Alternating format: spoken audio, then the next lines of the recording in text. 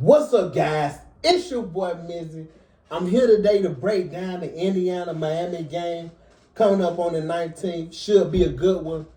Man, last time I checked, yesterday, Indiana was favored by 7.5.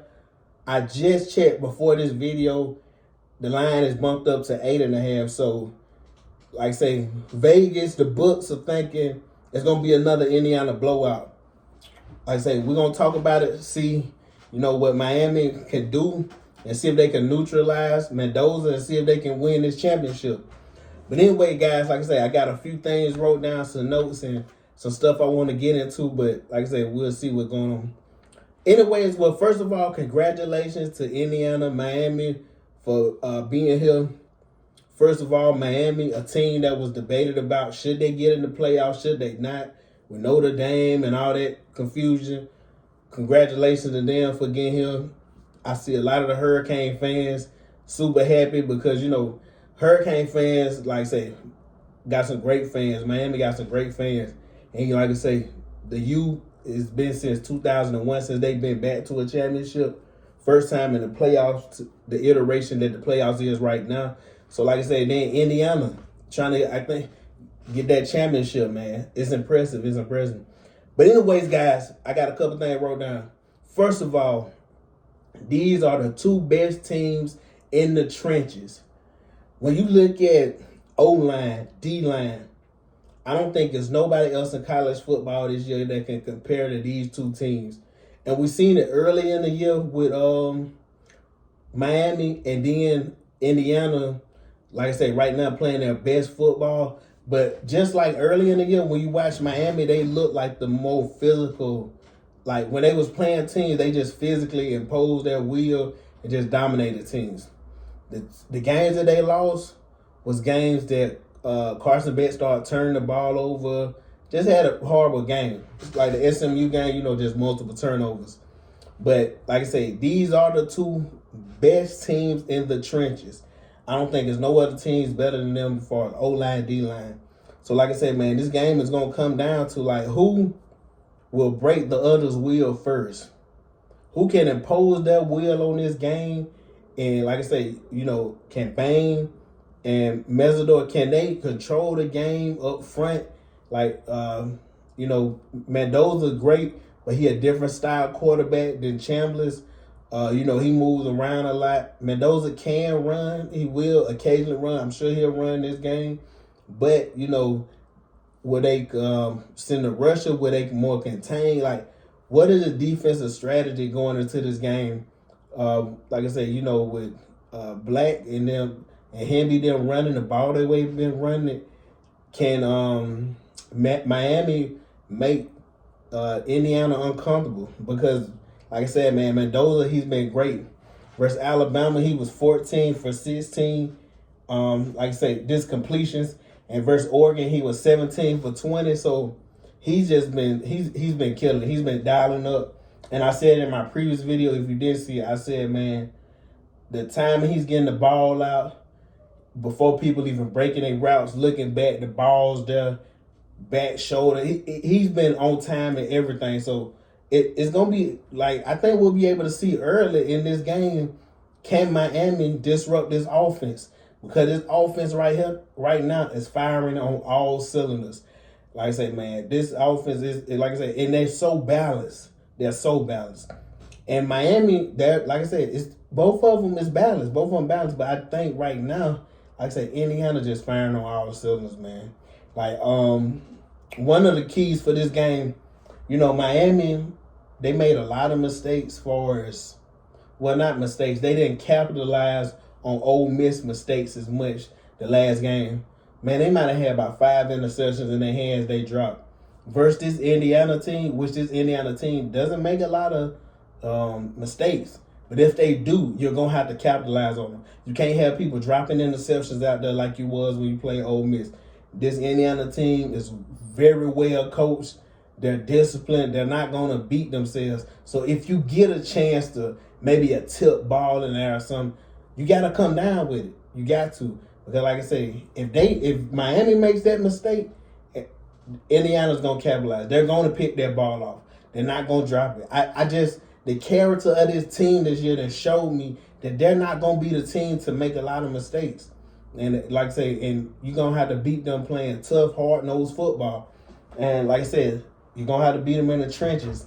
You know, one of the things that people don't realize, this Indiana team has the best third down defense this year. And I think a lot of the reason, of course, the defense is great, but I think a lot of that is because they get you in third and long so much that they get you out of your game plan so early. So it's gonna be interesting to see, because this Miami team has shown their best when, like I say, they're running that ball down here. When you got Malachi, you know, getting on short routes, running like this. So like I said, when Fletcher's running down here, you know, like I said, versus Ole Miss, A&M, Miami has shown like, okay, they can they can do this. Like they can just run the ball, run it. Versus Ole Miss, at a certain point, it's got a little shaky. But it's gonna be interesting to see, because I think it might have been good for Carson Beck. You know, when they played Ole Miss, Carson Beck had to win the game. You know, he ran in at the end of the game. But can he? So, like I said, it was good for Carson Beck to do that. And Carson Beck, this is his 7th year, so he has experience. None of the players, I don't think, had no championship experience. So it is different. You know, does it matter that the game is in Miami? Like, let me know in the comments. Do y'all think, does that matter? And I feel like, because watching the Indiana game versus Oregon, man, it might have been 90% Indiana fans in that stadium. So I think this team will travel well. You know, it's interesting to see, because, you know, people don't think about this, but how expensive tickets is nowadays to go to games. That changes the stadium, the crowd in the stadium. So you may not get certain fans that you would get if it was a reasonable price ticket that the everyday person could go to. So like I say, it's gonna be interesting, like, to see, does Miami come out and make it a home game for them, or is it 50-50, 60-40? Like it, because like I said, man, Miami is gonna need all the help they can throwing off Mendoza's timing. Because if you watch the game, I think the best thing to do, and of course this with any team, but trying to shut down the run. And I know they're coming in like, okay, look, we got to shut down the run. But you got to be disciplined, because like I said, the way that Indiana plays offense, they don't do no trick plays. They don't do a lot of misdirections. They line up and beat you. They line up and tell you, look, we're running to the right. Can you stop us? Can you stop us from going there? And like I said, it's nothing more demoralizing than a team just lining up and just beating you. But like I said, man, I don't know if I mentioned already, but like I said, one of the keys of this game will be time of possession. Both of these teams dominate teams in time of possession, because they run the ball, they control the game. Miami just had the ball, about 40 minutes. Ole Miss had the ball by 18 minutes. I don't think you could do that with this Indiana team. I would be shocked. But, like I said, whoever can edge that time possession, who can get the run game going, because like I said, man, Fletcher, you're going to need a big game from him. You're going to need a big explosive plays in the run game, so you can try to get Indiana linebackers to move up. So maybe you can get a play action, get a one-on-one with Tony or some of the other guys, and see if Carson Beck can hit somebody downfield. But like I said, man, this Indiana team is very well coached in there. If you watch the way they play defense, it's been a long time since I've seen a defense they don't make many mistakes, guys. They don't. They do not make many mistakes. Even the plays, when you see a lot of players catch passes versus Indiana, most of the time it's not no yak. They're not getting a bunch of yards out the catch. They getting knocked down to the ground. Like I say, this team, great tackling team as well. So like I say, it's just hard to for me, it's hard to see Miami winning this game. And yes, I think Miami is great and deserve to be here, but like I said, they're gonna have that. Their defense and offense is gonna have to have a hell of a day to beat this team. Just in my opinion, could be wrong. With like I said, we'll see. Only time will tell. But another thing, guys, man, Miami has to score touchdowns this game because I believe Indiana is gonna score touchdowns. You can't settle for all these field goals. You're not finna hold this team to like A&M to 7 points. You like I say, you're gonna have to get in the end zone. You're gonna have to. You can't just be kicking field goals all game. You're not gonna beat this team doing it. And like I said, man, it's an 8.5 point spread. So Vegas telling you how they feel about this game. Also, the penalties, man. And Miami is not a team that gets like a lot of penalties. But versus Ole Miss, you had 10 penalties. You can't have that versus this team. You can't. I know I'm being a dead horse, but I'm going to keep repeating it. You cannot beat this Indiana team being undisciplined and, like I say, just playing sloppy. You got to come in this game, your most focused. And, guys, I'm not rooting for anybody. Like I said, everybody know I'm Bama through and through, so my team out. I just want to watch a great game. Hopefully, I'm hoping for a game that goes to the fourth quarter. I don't want no blowout. Not me. I know Indiana fans probably be happy if either Indiana or Miami fans would be happy if your team blow the other team out. Me, I just want a good game.